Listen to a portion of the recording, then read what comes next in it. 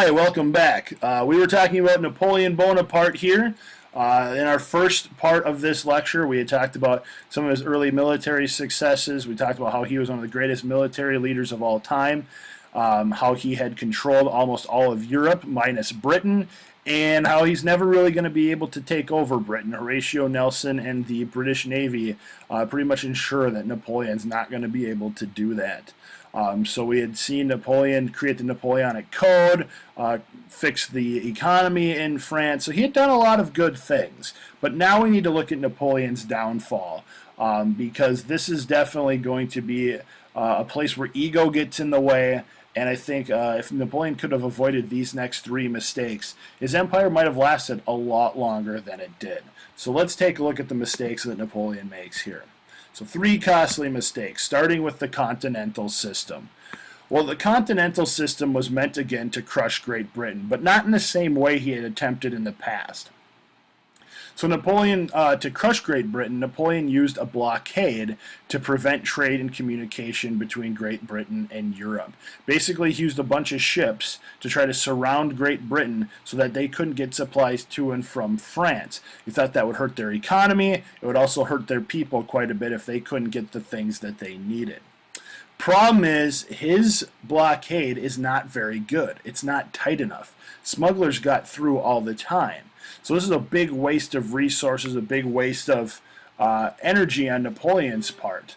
On top of that, Great Britain responds with their own blockade. They are better with the ships, remember. They are much better with their navy. So they respond with their own blockade, which was much more effective. So in the end, the Continental System is a big backfire for Napoleon. The French economy gets hurt, and the French businesses lose out on money. It is a big failure for Napoleon. It also led to the War of 1812, which is Great Britain versus America, but we're not going to go into that story here because we could spend a lot of time talking about that war, but we're not going to be able to do that here.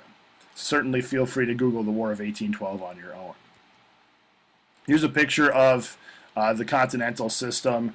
Basically, if you want to hurt the United Kingdom or England here, you put ships along the coast of Europe to ensure that British ships can't get through. Well, look at how much property that is, at least, water area that you would need to cover with your ships. This is going to be a very difficult thing to do, of course. And so the British basically respond with the same thing, ends up hurting France in the end. Now, this also leads to the Peninsular War. These are very much intertwined. So Napoleon takes his troops into Spain to try to enforce the Continental System there, and he all of a sudden gets hit by guerrilla fighters. Not gorilla fighters, guerrilla fighters. Guerrilla fighters use like ambushes and surprises attack. For those of you who've seen The Patriot, that's very similar. That is guerrilla warfare. So guerrilla fighters in Spain resisted Napoleon's forces who were there trying to enforce the Continental System on Spain. So again, he marches into Spain to make sure that this blockade is working, and all of a sudden he gets hit by fighters, guerrilla fighters in Spain. And why is this a big deal? Well, Napoleon loses 300,000 men, which definitely weakens the French Empire. Now, he's got a big army. He's definitely got more men in reserve. But anytime you lose 300,000 troops, you're definitely going to feel that militarily. There's no doubt. So the Continental System was a failure. The Peninsular War, which was meant to enforce the Continental System, was a failure. So Napoleon's not doing so well right now. Now, the dumbest thing you can do in history is the invasion of Russia. No one has ever successfully invaded Russia, nor likely will anybody ever be successful at invading Russia. It's too big, it's too cold, it's just not worth your time. So Napoleon thinks, hey, I can pretty much control anything, why don't I control Russia? So he's going to attempt to do that. So there was a breakdown on the Russian-French alliance. Napoleon saw an opportunity and said, I'm going to go ahead and try to invade Russia. Well, if only he had known, because this is going to be an even bigger failure than the Continental System or than the Peninsular War. Napoleon's going to bring with him 420,000 soldiers. Like I told you, he still has a lot of troops in reserve. They march and march and march, and they're trying to march towards Moscow. But the Russians try something that's definitely worked very, very well in the past. They use the scorched earth policy, or the scorched earth method. Basically what you do is you let the invading army come a little bit closer to you, you back up maybe a couple miles, 10 miles, 30 miles, whatever it is, and in the process you burn fields, you poison water supplies, you make it so that the invading army doesn't have food or water that they can eat and drink on the way to their objective. Of course, that's going to make their army very hungry, very thirsty, very weary. It's going to weaken them significantly. And so the Russians were very good at using this. They had used it in other battles and certainly used it in the future as well. Now, Tsar Alexander, who was in charge of Russia at the time, even destroys Moscow. He sets Moscow on fire. So by the time Napoleon gets there, Napoleon looks around and goes, there's nothing left here. I don't want this city. And this is definitely a sacrifice that Tsar Alexander makes, but it's there to basically ruin anything that Napoleon would want and cause him to want to turn around and go home. Well, that's exactly what happens. So Napoleon gets to Moscow. He decides, I'm going to turn around and go home. There's nothing here for me. At this point, his troops are cold. They're hungry. They're essentially dying. And this is when the Russian army decides to attack. So the Russian army attacks Napoleon's troop on his way back home to France, and only 10,000 are left when he reaches home. Look at those staggering numbers. 420,000 troops he starts out with. He walks back to France with 10,000. That is a giant loss. Do the math on that. I'm terrible at math. Everybody knows that. That's got to be like a 90% loss or higher. Couple that with the loss in Spain, you're talking over 700,000 troops that Napoleon has lost in Spain and in Russia. There's no doubt Napoleon is doing some soul searching at this point, wondering what's gone wrong. So here's Napoleon's troops at the gates of Moscow, September 14th, 1812. The city had been largely abandoned and burnt down because the Russians had set fire to the city. Another image of Moscow on fire. Here's Napoleon's retreat from Moscow. You can see his soldiers look weary. They look hunched over. Some of them are frozen and dead. And that's going to lead the Russians to attack and certainly hurt Napoleon's troops quite badly. I love this. If you try to invade Russia without anticipating the winter, you're going to have a bad time. No doubt Napoleon felt that and was ultimately a defeated man. Even before he knew it, he was going to be a defeated man. So these three costly mistakes lead to Napoleon's downfall. The rest of Europe saw an opportunity. So Napoleon's weakened. We're afraid that he's going to continue to try to take over all of Europe. So his army is defeated by an allied army of European powers. And by early 1814, the leaders of Prussia and Russia marched triumphantly through the French capital of Paris. He couldn't stop them. His army was too weakened, and so the rest of Europe allied against him and was able to move in. In April 1814, Napoleon accepted the terms of surrender and gave up his throne in France. Now, they don't kill him, but they banish him to a tiny island called Elba. It's actually just off the Italian coast, so he's not that far away. And Napoleon's got spies. He's still got power. I mean, they thought, hey, this guy is a big deal. Let's respect him. Let's not chop his head off. Let's give him some land on this Italian island called Elba, and let's just make him live the rest of his life there. Well, Napoleon didn't sit idle. He didn't retire and play golf and just live the good life. He had always plotted his return to France. And so with his spies, he knew that things weren't going so well in France after his departure. In fact, the French do something really stupid.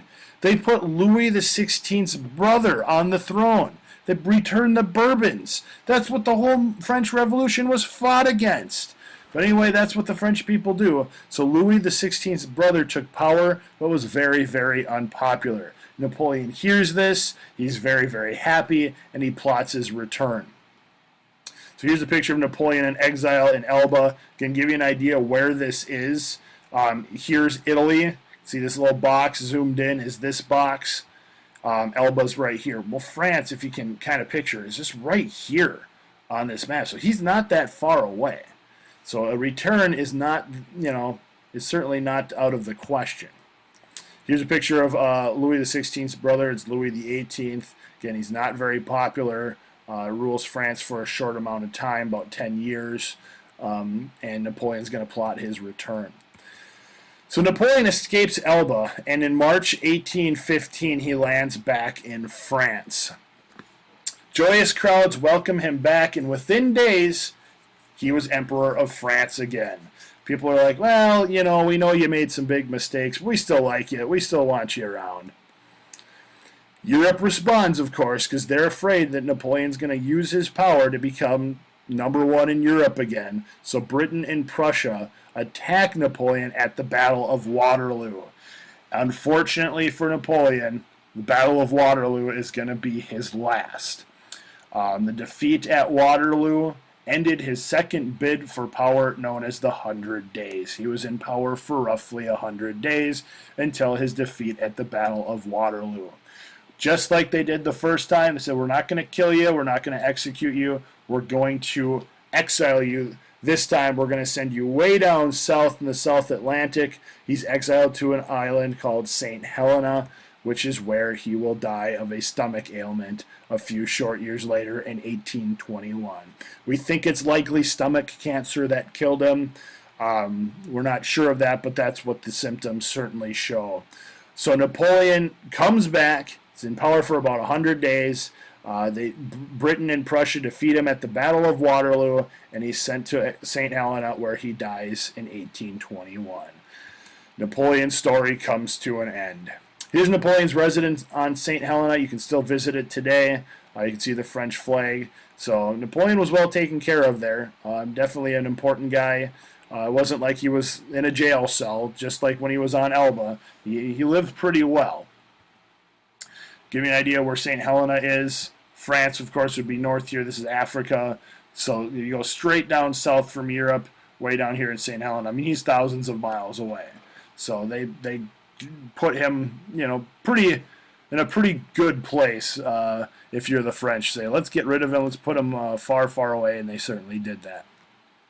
Here's Napoleon's tomb. You can visit this. It's still in France today. Really brought his body back. Interesting picture of June 28th, 1940. Hitler visits Napoleon's tomb, which is ironic because Napoleon his ghost should have whispered something to Hitler here, because Hitler later tries to invade Russia and fails miserably as well. So it's ironic that he visited Napoleon's tomb, and it's going to make one of the big mistakes that Napoleon made as well. So here's our end.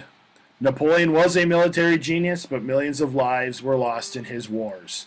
The British would become the dominant force in Europe, and European countries were freed to establish a new order. Now, they didn't have to worry about Napoleon taking over, Napoleon having power, or the French having power. A lot of these countries were able to define what they wanted to be and be autonomous, where they control themselves. But I want you to understand, Napoleon really was one of the best military leaders of all time. We just didn't focus on his successes. We focused more on his defeats and how that affected the French people. All right, let's wrap up our lecture here on Napoleon Bonaparte and really finish off our unit on French absolutism, Enlightenment, and Revolution. Our question said, trace the development and reign of Napoleon Bonaparte. Well, we started this by looking at his success in the military. There's no doubt that he became a hero of the tail end of the French Revolution by preserving the revolution when rebels were going to attack the convention. So that's really how he gets his start, but we saw how he was able to have victories, and even during his losses against the British, which, happened, he was able to keep information out of the news and preserve his popularity back in France. We looked at his reign. We talked about some of the different reforms and changes that he instituted in France.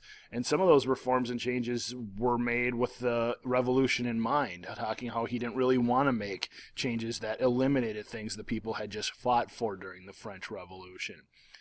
Ultimately, he crowns himself emperor, which definitely shows his ego and what he wanted. And when we look at his reign, we have to talk about his downfall. So there's the Continental System, which was a failed blockade of Britain. There's the Peninsular War, where he went to go to Spain to really enforce that blockade on the British, and he loses 300,000 troops in Spain. And then he tries to invade Russia, which no one has ever successfully done, and he loses 400,000 troops there. Just devastating loss after devastating loss. Comes back and he's banished twice. The first time he is banished to Elba, which is a small island off of Italy, and then he comes back for 100 days, loses the Battle of Waterloo, and is banished to St. Helena, where we think he dies of stomach cancer. So in a way, that's how you want to answer this question. If you notice, I went from a little bit from his beginning, a little bit from his middle, and a little bit from his end when we look at his whole story. And that's probably the best way to tackle this question. So, gang, that's going to do it for us here today. That's going to do it for our unit here on French Absolutism, Enlightenment, and Revolution. Hope you learned something. We'll see you next time.